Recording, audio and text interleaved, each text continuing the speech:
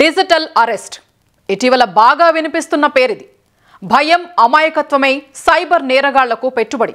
వృద్ధులు, మహిళలు, పారిశ్రామికవేత్తలే లక్ష్యం. సైబర్ నేరగాళ్లకు దీనికి సంబంధం ఏంటి? అసలు డిజిటల్ అరెస్టులు అనేవి లేనే లేవని పోలీస్ అధికారులు, సైబర్ నిపుణులు చెబుతున్నప్పటికీ కేటుగాళ్ల బారిన పడి పలువురు బాధితులవుతున్నారు. అసలు డిజిటల్ అరెస్ట్ అంటే ఏంటి? ఇలాంటి వాటి పట్ల ఏ విధంగా ప్రవర్తించాల్సిన అవసరం ఉందనే విషయాలపై ఐటీ నిపుణులు నల్లమోతు శ్రీధర్తో ఈటీవీ ప్రత్యేక ముఖాముఖి ఇప్పుడు చూద్దాం. డిజిటల్ అరెస్ట్ దేశవ్యాప్తంగా ఇదొక పెద్ద సమస్యగా మారింది. సైబర్ కేటుగాళ్ళు డిజిటల్ అరెస్ట్ పేరుతో అమాయకులను, ప్రధానంగా వృద్ధులు, మహిళలను లక్ష్యంగా చేసుకొని కోట్ల రూపాయలు కొల్లగొడుతున్నారు. ఇందుకు కారణాలేంటి, అసలు డిజిటల్ అరెస్ట్ అంటే ఏంటి అనే విషయాలను మనతో పాటు సైబర్ క్రైమ్ నిపుణులు నల్లమోతు శ్రీధర్ ఉన్నారు. ఆయన అడిగి మరిన్ని విషయాలు తెలుసుకుందాం. శ్రీధర్ గారు నమస్కారం. డిజిటల్ అరెస్ట్ అంటే ఏంటి? ఇక్కడ స్పెసిఫిక్గా మనం చూస్తే కనుక డిజిటల్ అరెస్ట్లో ఎవరో కూడా మన దగ్గరికి రారు. ఫోన్ కాల్ ద్వారానే మేము ఫలానా సిబిఐ ఆఫీసర్స్, లేకపోతే సిఐడికి సంబంధించిన వాళ్ళం, లేకపోతే ఎన్ఫోర్స్మెంట్ డైరెక్టర్ ఈడీకి సంబంధించిన వాళ్ళు, ఇలా రకరకాల పేర్లు చెబుతూ ఉంటారు.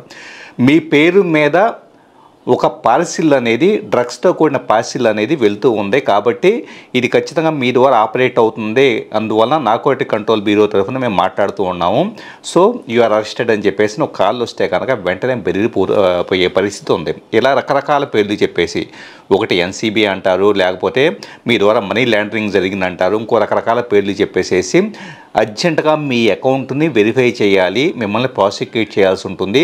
వీళ్ళ కనీసం ఆలోచించుకునే, లాజికల్గా నిజంగా నేను అరెస్ట్ అయ్యానా లేదా ఆలోచించుకునే టైం కూడా వాళ్ళు ఎవరు.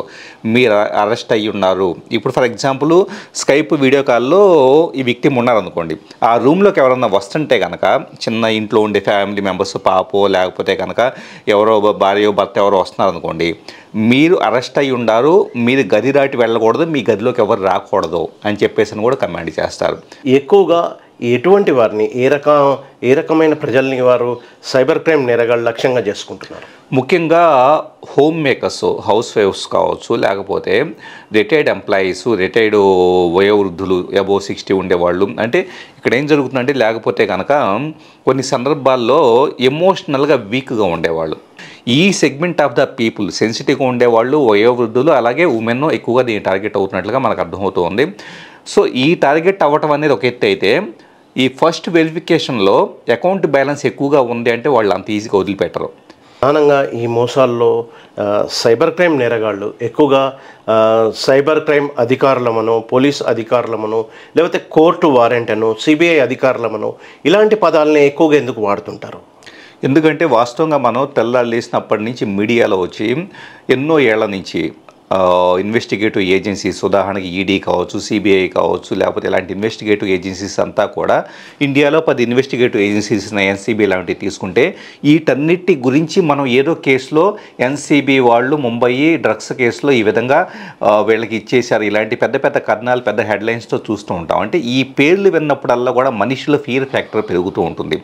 కాబట్టి పెద్ద సంస్థల దగ్గర నుంచి, ఇన్వెస్టిగేటివ్ ఏజెన్సీస్ దగ్గర నుంచి, అలాగే కోర్టుల పేరు చెప్పి, కోర్టు అనే పదాన్ని జీవితంలో ఎవరో కూడా వాళ్ళ లైఫ్లోకి రావాలని కోరుకోరు.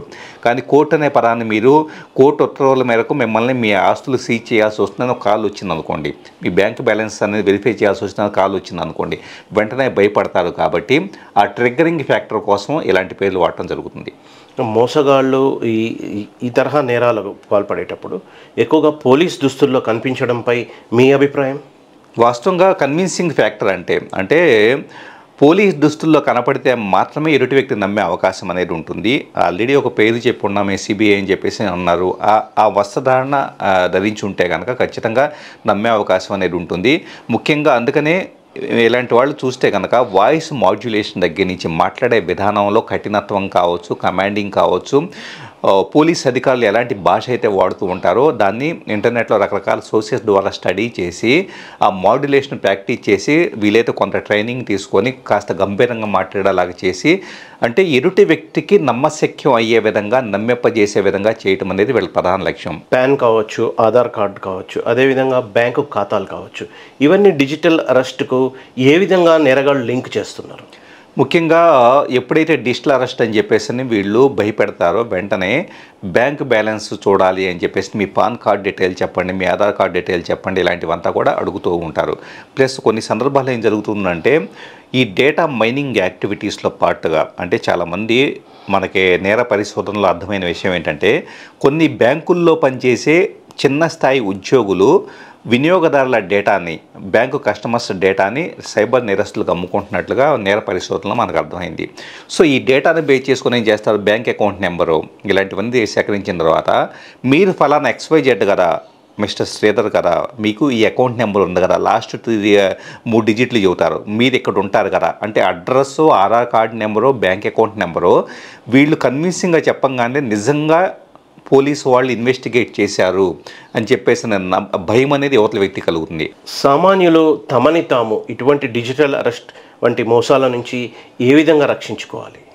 ముఖ్యంగా ఏ పోలీస్ స్టేషన్ కూడా, ఏ పోలీస్ డిపార్ట్మెంట్ నుంచి కావచ్చు, ఏ అధికారులు కావచ్చు, ఎవరైనా కూడా ఇలా ఫోన్ ద్వారా అరెస్ట్ చేయటం అనే కాన్సెప్టే లేదు ఇండియాలో. ఒక రకంగా చెప్పాలంటే కనుక డిజిటల్ అరెస్ట్, ఫోన్ కాల్ చేసి మీరు అరెస్ట్ అయ్యారు అని చెప్పేసి పద్ధతి ఈరోజు ఇండియాలో ఉన్న నేర పరిశోధనలో అలాంటి ప్రక్రియ అలాంటిది లేదన్న విషయం గుర్తుపెట్టుకోవాలి. ఫోన్లో అరెస్ట్ చేయడం అనేది ఉండదు.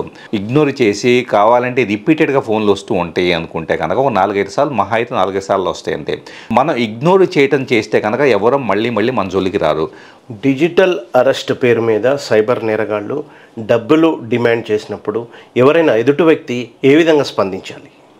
వాస్తవంగా డబ్బులు డిమాండ్ చేస్తున్నారంటేనే అక్కడేదో సంథింగ్ సస్పీషియస్ యాక్టివిటీ జరుగుతుంది, అనుమానాస్పదమైన ప్రక్రియ జరుగుతుంది అన్న విషయాన్ని అర్థం చేసుకున్న తర్వాత అసలు ఏమాత్రం కోఆపరేట్ చేయొద్దు.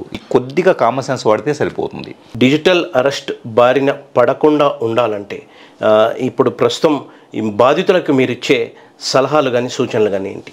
ముఖ్యంగా చాలా పెద్ద యాక్టివిటీసు అంటే యూ హ్యావ్ క్లారిటీ, మీరు నిజంగా జెన్యూన్గా లైఫ్ని లీడ్ చేస్తున్నారా, మీరు ఎలాంటి మోసమో ఎలాంటి ఇది చేయలేదు అన్న విషయం మీకు తెలిసినప్పుడు అసలు భయపడాల్సిన అవసరం లేదు. నేను ఏ తప్పు చేయనప్పుడు నేను ఎందుకు భయపడాలి అనే మైండ్ సెట్ డెవలప్ చేసుకుంటూ ఉంటే కనుక ఒకవేళ నిజంగా అరెస్ట్ అయ్యారనుకున్న చిన్న ఎగ్జాంపుల్గా, సో వెళ్ళి పోలీస్ స్టేషన్కి వెళ్ళేసరి తెలుసుకుంటారు, దానికి సంబంధించి లాయర్తో ప్రికాషన్స్ ఏవో తీసుకుంటారు, సరిపోతుంది. అంతే తప్పించేసి భయపడి ఎరుటి వ్యక్తికి డబ్బులు ట్రాన్స్ఫర్ చేయటం చేస్తే మీరు ట్రాన్స్ఫర్ చేసిన ఒక్క పైసా కూడా వెనక్కి రాదన్న విషయం అర్థం చేసుకోండి. కాబట్టి ఎట్టి పరిస్థితుల్లో కూడా వేరే అకౌంట్లకు డబ్బులు ట్రాన్స్ఫర్ చేయొద్దు. మీకు వాళ్ళు డబ్బులు అడిగారంటేనే అక్కడతో కట్ చేసి ఫోన్ స్విచ్ ఆఫ్ చేసి కావాలంటే 2-3 రోజులు ఆ ఫోన్ ఎత్తకపోవడం బెటర్ థింగ్. ధన్యవాదాలు శ్రీధర్ గారు. థ్యాంక్ యూ అండి. సైబర్ కేటుగాళ్ళు డిజిటల్ అరెస్ట్ పేరుతో బెదిరిస్తే ఎవరు కూడా బెదిరిపోవద్దు. అదేవిధంగా డిజిటల్ అరెస్టులు అనేవి అసలు ఉండవు, డిజిటల్గా అరెస్ట్ చేసే ప్రక్రియ అసలు దేశంలోనే లేదు అని ఐటీ నిపుణులు నల్లమోతు శ్రీధర్ చెప్తున్నారు. ఎవరికి వారు స్వీయ జాగ్రత్తలు తీసుకోవడమే శ్రీరామ రక్ష అని తెలియజేస్తున్నారు. కెమెరామెన్ బాలాజీతో శ్రీనివాస్, ఈటీవీ న్యూస్, హైదరాబాద్.